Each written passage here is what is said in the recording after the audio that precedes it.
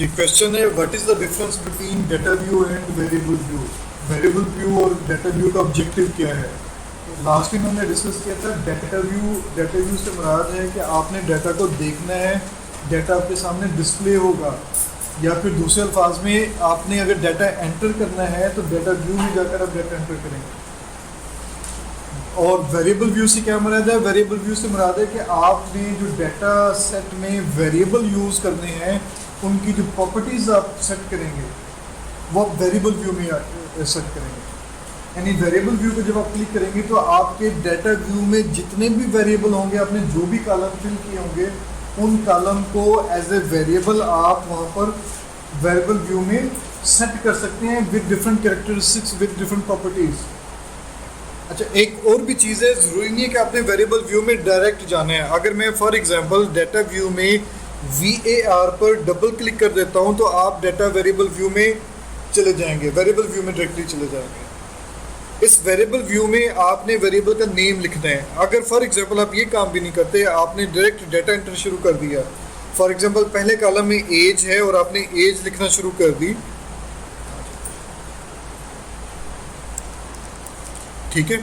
अब इसका नाम देखिए क्या हो गया, VAR 00001। किसी भी वेरिएबल का कोई नाम होना चाहिए। SPSS ने बाय डिफ़ॉल्ट एक नाम चूज़ कर लिया जिसके साथ 01 की कोडिंग आ रही है। नेक्स्ट अगर फॉर एग्जांपल हम हाइट की बात करते हैं तो VAR 0002 बन गया। अब ये मीनिंगफुल वेरिएबल नेम नहीं है। इन वेरिएबल्स के यूजफुल नेम हमने एंटर करने हैं और वेरिएबल की प्रॉपर्टीज सेट करनी है। जैसे उसकी डाटा टाइप क्या होगी, वो न्यूमेरिक होगा या स्ट्रिंग होगा, उसमें डेसिमल होगा या नहीं होगा।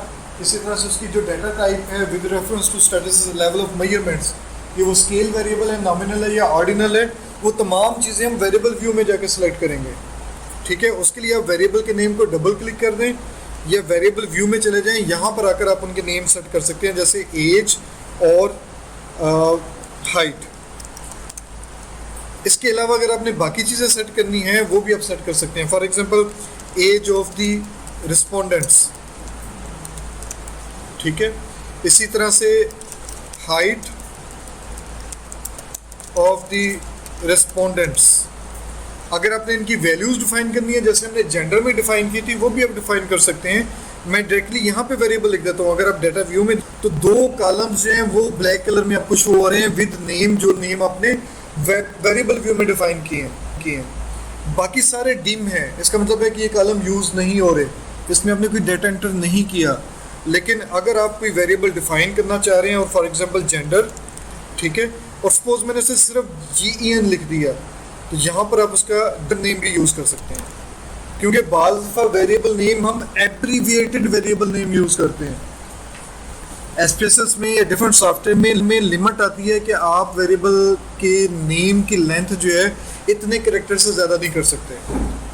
कहीं पर आपको फॉर एग्जांपल 8 कैरेक्टर की लिमिट मिलेगी किसी सॉफ्टवेयर में, किसी में 16 कैरेक्टर की, किसी में 32 कैरेक्टर की और किसी में 250 कैरेक्टर्स की। उस लिमिट से बचने के लिए आम तौर पे हम वेरिएबल को एब्रीविएट कर देते हैं, शॉर्ट फॉर्म यूज़ करते हैं। लेकिन अगर हम चाहते हैं उसकी डिटेल फॉर्म आए तो वो डिटेल फॉर्म हम यहाँ पे लिख देते हैं, ठीक है। और इसी तरह से आप लेवल ऑफ मेजरमेंट वगैरह सेट कर देंगे। तो वेरिएबल व्यू में बेसिकली हम क्या कर रहे हैं कि जो वेरिएबल हम सपोज कर रहे हैं, जो डाटा हमने कलेक्ट करना है जिस कैरेक्टरिस्टिक से मतलब, उसकी डिफरेंट प्रॉपर्टीज़ हम सेट करते हैं। वो प्रॉपर्टी मैथमेटिकल भी हो सकती हैं, वो स्टेटिस्टिकल भी हो सकती हैं, ठीक है। और वो कुछ कन्वेंशनल टाइप भी हो सकती हैं, यानी ऐसी भी हो सकती हैं जो सिर्फ हमारे समझने के लिए हो। जैसे हमने नाम दे दिया एज। अब अगर हम यहाँ पे एज ऑफ द रिस्पोंडेंट ना भी लिखें तो हमें कंफर्म है कि जिन लोगों से हमने डाटा कलेक्ट किया था उनकी एज की बात हो रही है, ठीक है। जो लेबल है ये आमतौर पर तब यूज़ किया जाता है जब हम चाहते हैं कि एज की बजाय जब आउटपुट आए, रिपोर्ट जनरेट हो, तब आपके पास नाम क्या आना चाहिए। यानी मैं चाहता हूँ कि एज की जगह पर जब भी कोई नाम आए वो एज ऑफ द रिस्पोंडेंट्स आए, जस्ट एज ना लिखा हो। देखिए मैं इसे करके दोबारा बता देता हूँ। पहले हम एक रफ डाटा पुट कर लेते हैं।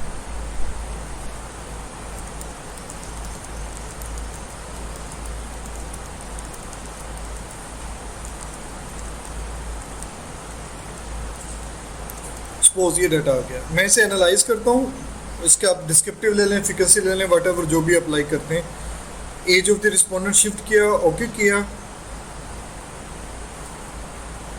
अब रिपोर्ट में जो आपके पास आ रहा है वो एज ऑफ द रिस्पोंडेंट्स आ रहा है, जबकि आपने जो वेरिएबल एंटर किया था वो एज एंटर किया था।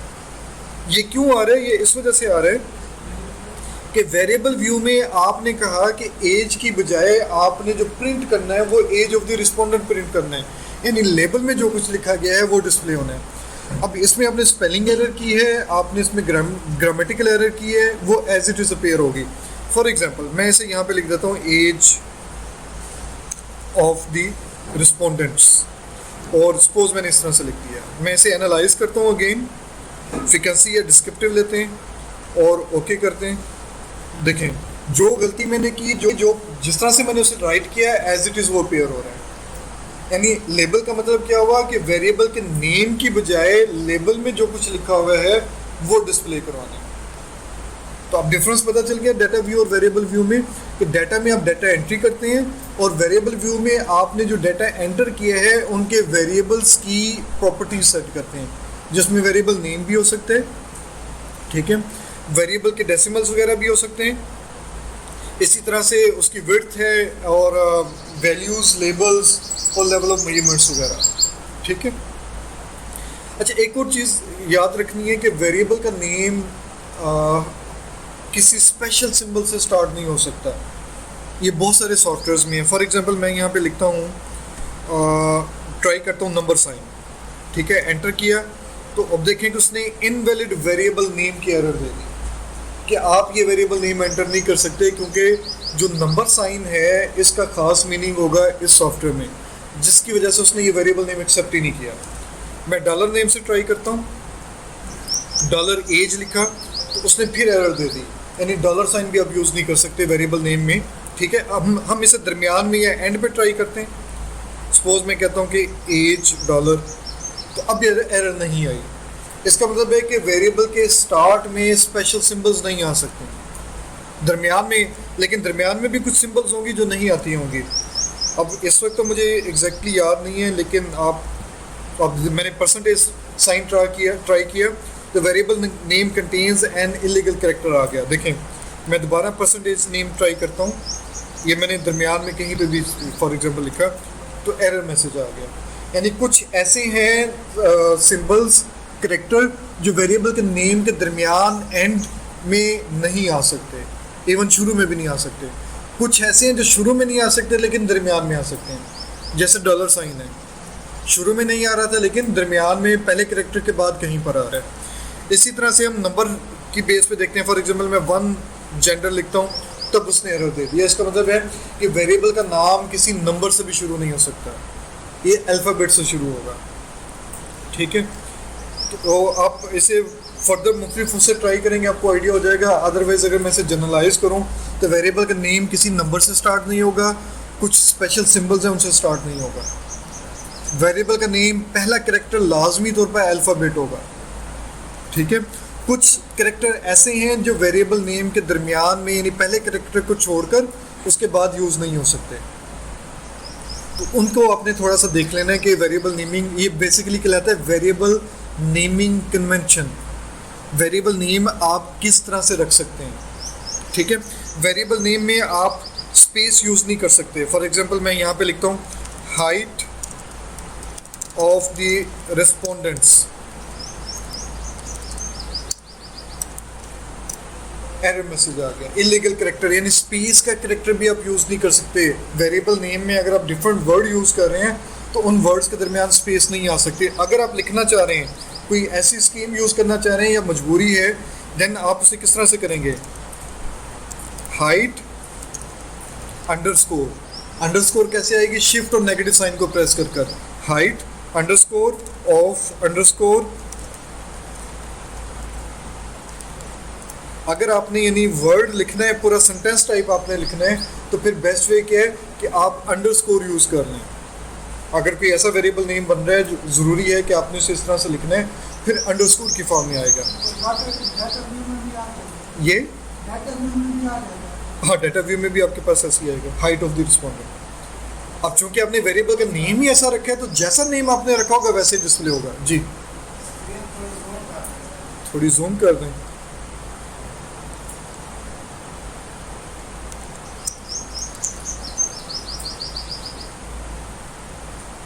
जैसा नेम आपने लिया, जितनी लेंथ आपने चूज की उतनी ही आपको डाटा व्यू में भी शो होगी, ठीक है। लेकिन जब आप प्रिंट करेंगे, जब आप इस पर काम करेंगे, तो वेरिएबल व्यू में लेबल में आपने जो लिखा होगा फिर डिस्प्ले वही होगा, फिर ये अंडरस्कोर नहीं आएगा। अगर आप यहाँ पे फॉर एग्जांपल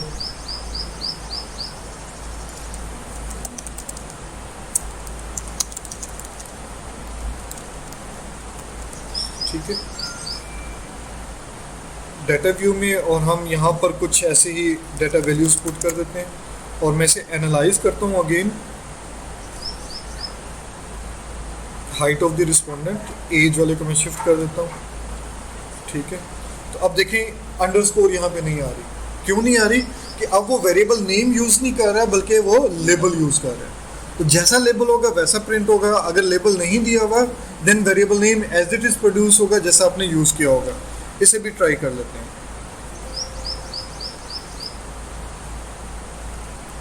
मैं वेरिएबल व्यू में जाकर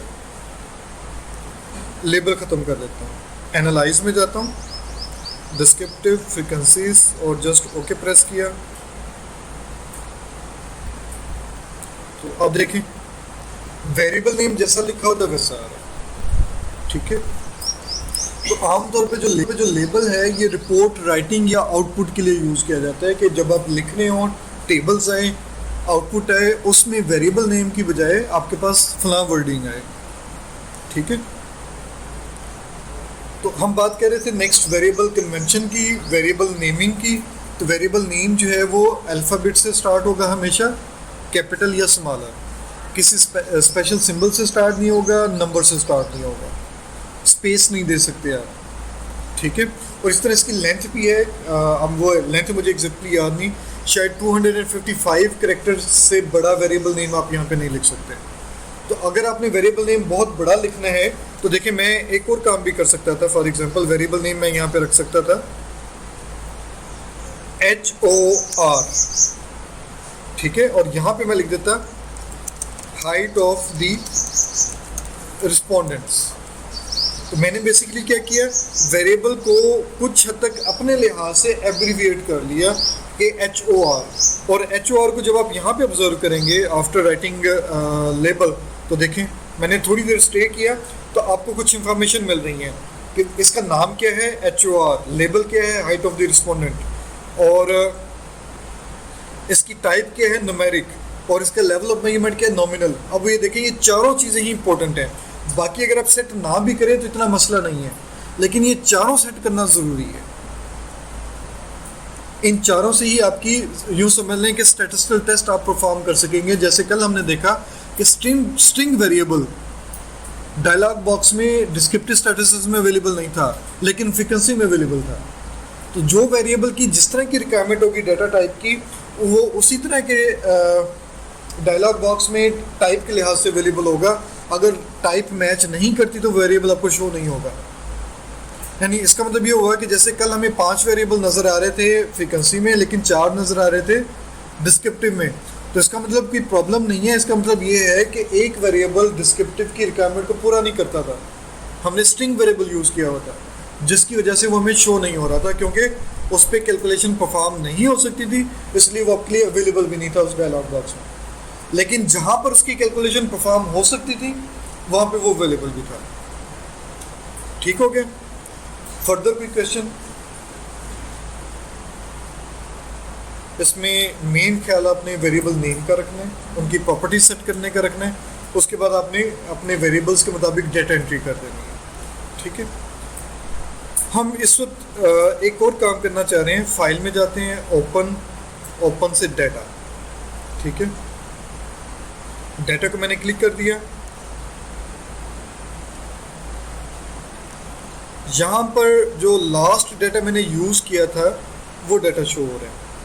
ठीक है, तो हम इस डाटा को यूज़ नहीं करना चाह रहे, हम सी ड्राइव में जाते हैं, क्योंकि ये पीएचडी का जो आपको शो हो रहा है ये बेसिकली पीएचडी का एक डाटा है। सी ड्राइव में जाते हैं, प्रोग्राम फाइल्स, इसे मैंने ओपन किया। IBM को मुझे ओपन करना है। SPSS statistics 26। इसमें फर्दर होगा सैम्पल्स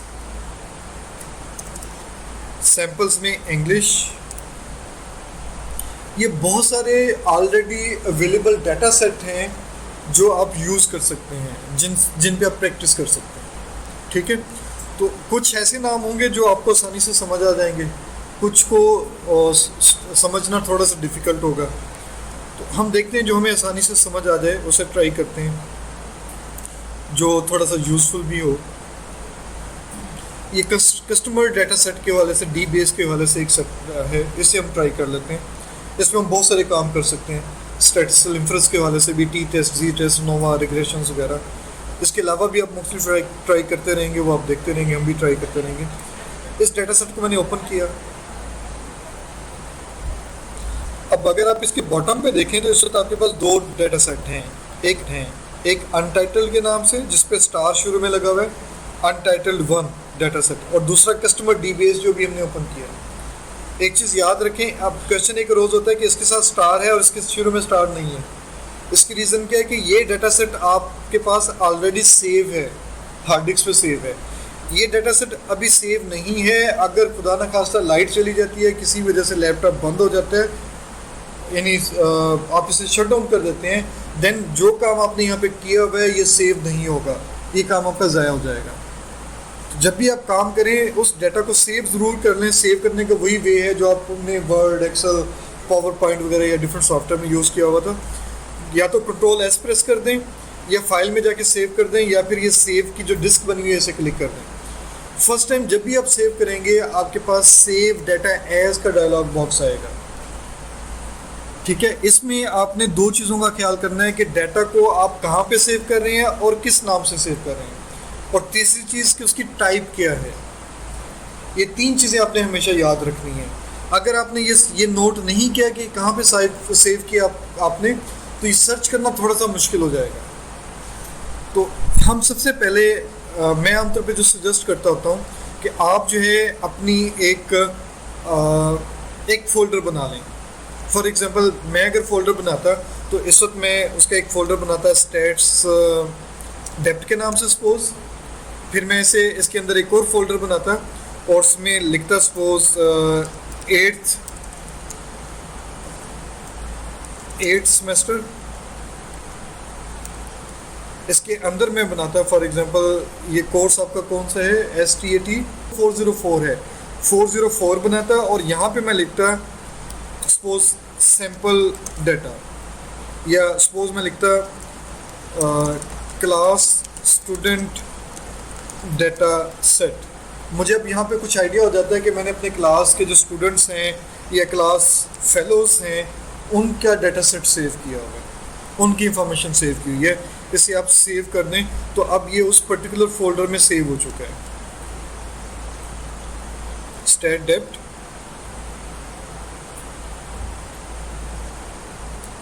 फाइल में जाते हैं और recent used data set, user इमदाद, रिसेंट में नहीं आ रहा अभी। अच्छा ठीक है, नहीं हमने चेंज नहीं किया था, मैंने स्टैट डेप्थ किया था, स्टैट डेप्थ सेलेक्ट नहीं हुआ इसका मतलब है। ठीक है, फाइल, सेव एज।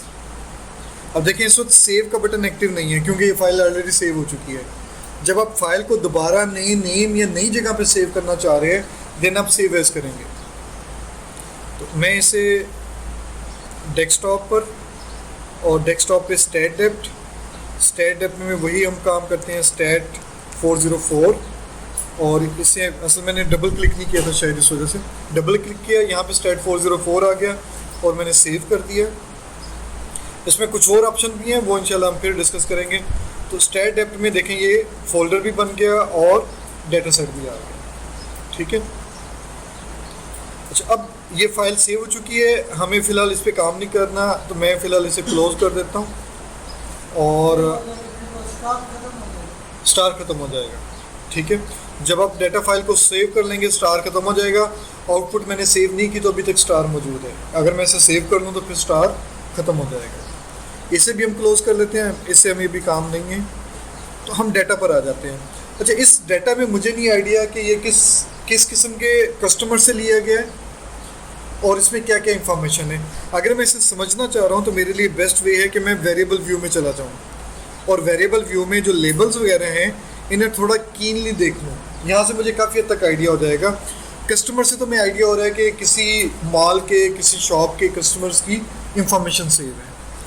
आईडी उन्होंने यूज़ किया हुआ है, अपने कस्टमर्स को उन्होंने एक आइडेंटिफिकेशन नंबर दिया हुआ है, कार्ड वगैरह नंबर दिया हुआ है ताकि उनकी सेल परचेज वगैरह आसान हो जाए, आइडेंटिफिकेशन हो जाए। तो हम चाहें तो उसे यूज़ कर भी सकते थे और नहीं भी कर सकते थे। इन्होंने क्यों यूज़ किया? इन्होंने इसलिए यूज़ किया कि इन्होंने जो आईडी दिए हैं वो कस्टमाइज किस्म के दिए हैं, 1 2 3 की फॉर्म में नहीं दिया। अगर 1 2 3 की फॉर्म में होते तो फिर हमें इसे एज ए वेरिएबल लेने की ज़रूरत नहीं थी। कार्ड के बाद है रीजन, उसका जियोग्राफिक रीजन क्या है, वो किस एरिया में रहता है, जियोग्राफिकली उसका जोन कौन सा बनता है।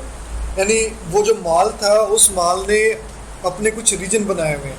फॉर एग्जांपल अगर हम गाजी यूनिवर्सिटी की बात करें तो इसमें फॉर एग्जांपल उसकी ईस्ट वाली साइड पे कौन से एरियाज़ हैं, उसकी वेस्ट वाली साइड पे, उसकी साउथ और उसकी जो नॉर्थ साइड है, इनमें कौन कौन से एरियाज़ बनते हैं, उस लिहाज से उन्होंने इसे क्लासीफाई किया है, जियोग्राफिकली क्लासीफाई किया है। उसके बाद है टाउन वाइज, उसके टाउन्स बनाए हुए हैं। टाउन्स में साइज ऑफ टाउन की बात की है, यानी फॉर एग्जांपल जो जोन 1 था, जोन 1 में जो है 2.5 लाख से कम लोग हैं या ज़्यादा लोग हैं, उसे नंबर 1 कर दिया। उससे आगे जो वो 2.5 लाख से ज़्यादा। जोन 2 को उन्होंने लिया 50,000 से हैं लेकिन 2.5 लाख से कम है। ठीक है, फिर इस तरह से 3 4 5 इस तरह से उन्होंने होम टाउन के साइज़ की बेस पे एक कैटेगरी बना ली, एक वेरिएबल बना लिया। जेंडर है, अब देखें जेंडर को उसने लेबल भी किया हुआ है और उसकी वैल्यूज़ भी डिफाइन की हैं, 0 मेल 1 फीमेल। ये बात पे डिपेंड करता है कि आपने किससे 0 करना है और किससे 1 करना है।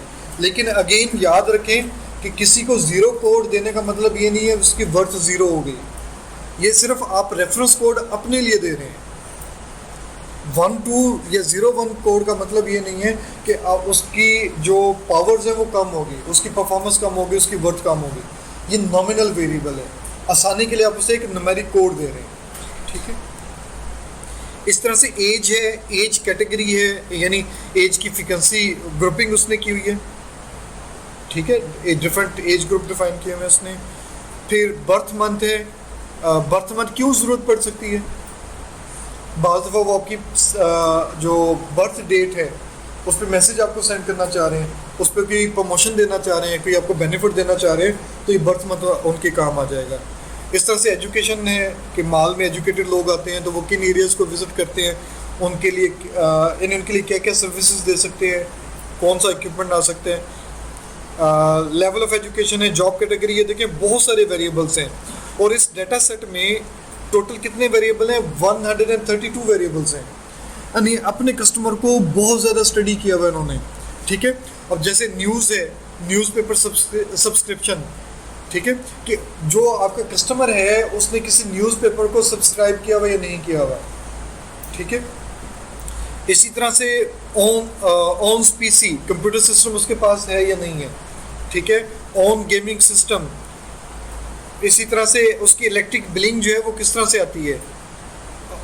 ठीक है, 3 वे कॉलिंग सिस्टम उसके पास है या नहीं है, ये कॉन्फ्रेंस के नाम से वेरिएबल है, 3 वे कॉलिंग सिस्टम। ठीक है, इसी तरह से आप मुख्तलिफ वेरिएबल देखते जाएं। सपोज उसका लाइफस्टाइल कैसा है, एक्टिव लाइफस्टाइल है नहीं है, ब्रेकफास्ट वो प्रेफर करता है या नहीं करता, अगर प्रेफर करता है तो वो किस किस्म का करता है, एनर्जी बार है, हॉट मील्स हैं, सीरियल्स वगैरह वो लेता है सुबह ब्रेकफास्ट में। ठीक है, तो ये सारी इंफॉर्मेशन उन्होंने नोट की हुई है अपने कस्टमर्स की। ठीक है, अब हम इस पर बहुत सारा एनालिसिस कर सकते हैं, लेकिन चूंकि हमें बहुत सारे वेरिएबल का आइडिया भी नहीं है तो हम वेरिएबल, डिफरेंट वेरिएबल जिनका हमें आइडिया हो जाएगा, उन वेरिएबल की बेस पे डिफरेंट पॉसिबल एनालिसिस करने की कोशिश करेंगे। अब हमें ये जो डाटा अवेलेबल था, इस डाटा पर जो बेसिक आपके पास डिस्क्रिप्टिव स्टैटिस्टिक्स है वो यूज़ करनी है। ठीक है, यानी हमने इस पर कुछ वेरिएबल की फ्रीक्वेंसी डिस्ट्रीब्यूशन फाइंड करनी है, कुछ के डिस्क्रिप्टिव और कुछ का सपोज कॉन्टिजेंसी टेबल बनाना है। ठीक है, तो हम इनिशियली स्टार्ट करते हैं, ये 3-4 वेरिएबल्स ले लेते हैं, जैसे ये वेरिएबल्स हैं, ठीक है। Analyse, descriptive, frequencies. तो हम कस्टमर आईडी का डिस्क्रिप्टिव नहीं लेंगे क्योंकि यूनिक आईडी है, डिफरेंट आईडी है, स्टैटिस्टिकली इंपॉर्टेंट नहीं है। हम जोग्राफिक इंडिकेटर ले सकते हैं, साइज ऑफ टाउन ले सकते हैं, जेंडर ले सकते हैं। सपोज मैं एज भी ले लेता हूँ, एज इस वक्त स्केल वेरिएबल के तौर पर आ रही है, लेकिन मैं फ्रीक्वेंसी डिस्ट्रीब्यूशन में एज का वेरिएबल भी ले लेता हूँ और इवन बर्थ मंथ भी ले लेता हूँ, और उसके बाद हम जस्ट ओके प्रेस करते हैं। उसने आपको मिसिंग वैल्यूज़ बता दी कि साइज़ ऑफ टाउन में, होम टाउन में 2 मिसिंग ऑब्जर्वेशन है। फ़िलहाल ये हमारे लिए इम्पोर्टेंट नहीं है, हम नेक्स्ट पर आ जाते हैं। ग्राफिक जोन, डिफरेंट जोन में जो अकरेंस है कस्टमर्स की वो आपको बता दी गई। 5000 जो कस्टमर्स हैं वो स्टडी किए गए, 1019 कस्टमर्स जो हैं वो जोन 1 से हैं, ठीक है, 1005 जोन 2 से हैं और 1052 जोन 5 से हैं। तो आपको आइडिया हो जाता है यहाँ पर कि आपका कस्टमर किस एरिया में कितना ज़्यादा या कितना कम है। साइज़ ऑफ होम टाउन आते हैं, तो ये फ्रीक्वेंसीज ऑलरेडी बनाई हुई थी, हमारे पास फ्रीक्वेंसी डिस्ट्रीब्यूशन आ गया, इस तरह से जेंडर आ गई, और हमने जो एज वाला लिया था, ये देखें कि एज में अब एक इशू आ रहा है कि एज की यूनिक यानी एज की एक्चुअल वैल्यूज़ की फ्रीक्वेंसी बनी है। अब ये फ्रीक्वेंसी टेबल उस तरह से नहीं है जिस तरह से हम बनाते हैं, रेंज बनाकर ना, लोअर और अपर लिमिट बनाकर। ये आपको खुद बनाना पड़ेगी, इसकी आप ग्रुपिंग करेंगे। तो अभी हम इस स्टेज पे नहीं है कि इस वेरिएबल को उस तरह से कन्वर्ट कर लें, लेकिन हम इस वेरिएबल को उस तरह से कन्वर्ट कर सकते हैं, यानी हम इसकी क्लासेस बना सकते हैं। इस वक्त ये डायरेक्ट क्लासेस फॉर्म में नहीं है, फ्रीक्वेंसी डिस्ट्रीब्यूशन टेबल ज़रूर है, लेकिन इसकी लोअर लिमिट और अपर लिमिट नहीं है। और वैसे भी आप देखें तो इसकी जो फ्रीक्वेंसी टेबल बन रहा है ये काफ़ी लेंथी बन रहा होगा, और देखें अभी भी कंप्लीट नहीं हुआ है, ये कितना बड़ा टेबल बन गया। तो इस तरह का फ्रीक्वेंसी टेबल आपने पढ़ा होगा कि मोर देन 50 और मोर देन 20 क्लासेस जो हैं वो एक यूज़फुल फ्रीक्वेंसी टेबल नहीं होता।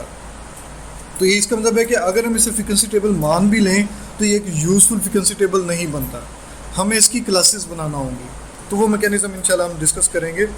इसी तरह से आपके पास बर्थ की फ्रीक्वेंसी आएगी। अब करने वाला काम क्या हो सकता है फर्दर, आपने क्या करना है कि इनमें से कम 10 वेरिएबल आपने चूज़ करने जिनकी आपको समझ आ जाए। ये आपकी असाइनमेंट है नेक्स्ट वीक तक की, ठीक है। आपने 10 वेरिएबल चूज़ करने हैं जिसकी आप फ्रीक्वेंसी टेबल और डिस्क्रिप्टिव स्टैटिस्टिक्स जो हमने कल पढ़ी थी, analyse, descriptive and then descriptive, ये आप कैलकुलेट कर सकते हैं। आपने इनकी डिस्क्रिप्टिव और फ्रीक्वेंसी टेबल बनाने हैं, यानी जिसकी फ्रीक्वेंसी टेबल बनता है उसकी फ्रीक्वेंसी टेबल बनाएंगे, जिसकी डिस्क्रिप्टिव बनती होगी उसकी आप डिस्क्रिप्टिव बनाएंगे। जैसे एज वेरिएबल है, इसकी डिस्क्रिप्टिव बनती है, फ्रीक्वेंसी नहीं बनाएंगे आप, तो डिस्क्रिप्टिव बनाएंगे, ठीक है। तो आपने टोटल 10 वेरिएबल सेलेक्ट करने हैं और उनकी डिस्क्रिप्टिव इसी डेटा पर। उसके साथ साथ एक ट्राई करनी है कि आप डिस्क्रिप्टिव में जाते हैं तो डिफरेंट ऑप्शन आपने चूज़ करनी है। बाय डिफ़ॉल्ट इस वक्त 4 ऑप्शन चूज़ हैं कि मीन कितना है, स्टैंडर्ड डिवीजन, मिनिमम और मैक्सिमम।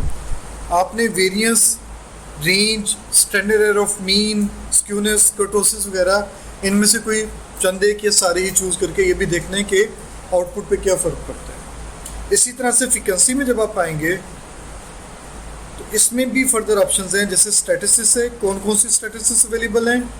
अगर आप उनमें कुछ स्टैटिस्टिक्स कैलकुलेट कर सकते हैं, मतलब फ्रीक्वेंसी पे आप जो कैलकुलेट कर सकते हैं वो मॉड की स्टैटिस्टिक्स कर सकते हैं, बाकी आप नहीं कर सकेंगे, ठीक है।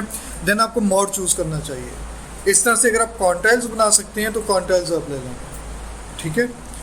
और इसी तरह से चार्ट ट्राई कीजिएगा।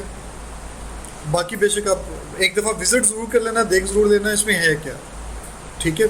लेकिन जो ये दोनों हैं स्टैटिस्टिक्स और चार्ट, इनमें से आपने एक ऑप्शन कम से कम ज़रूर ट्राई करना। इनकी जो फाइल्स बनेगी, आउटपुट आएगी, फॉर एग्जांपल मैं एक एनालिसिस कर लेता हूँ ऐसे फ्रीक्वेंसी का, और मैंने यहाँ पर रीजन ले लिया, साथ चार्ट ले लिया, सपोज बार चार्ट ले लिया, ओके कर देता हूँ।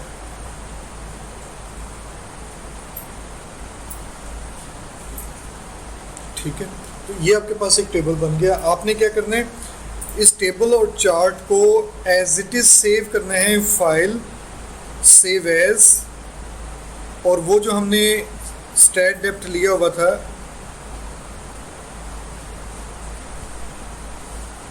कहाँ गया, ये स्टैट डेप्थ ये आ गया। और यहाँ पर मैं एक और फोल्डर बना लेता हूँ असाइनमेंट, और for example assignment 1 output suppose कर लें मैंने इस तरह से सेव कर दिया। आप इस तरह से हर वेरिएबल की फाइल सेव करेंगे। फाइल सेव कर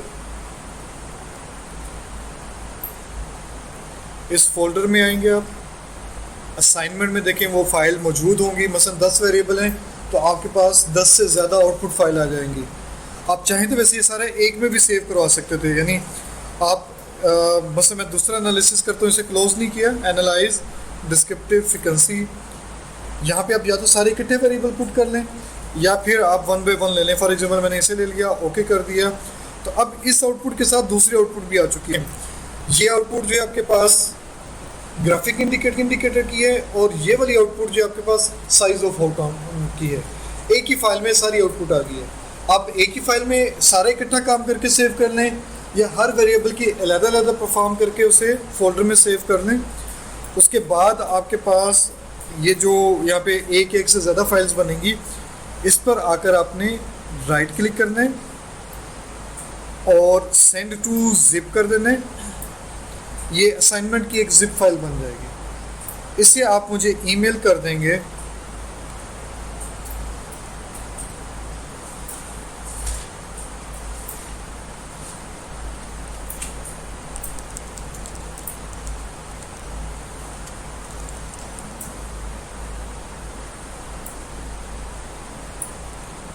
इस एड्रेस पर, ठीक है।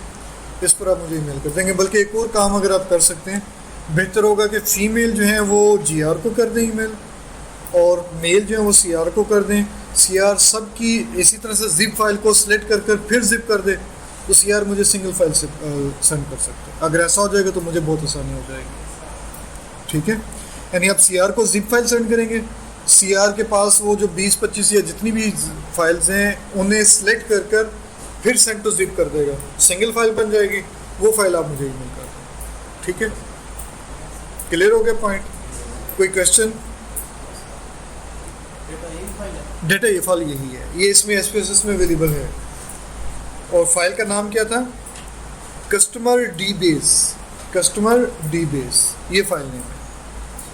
इस कस्टमर की और फाइल भी होंगी, आपने वो यूज़ नहीं करनी, customer D base file use करनी है आप, ठीक है।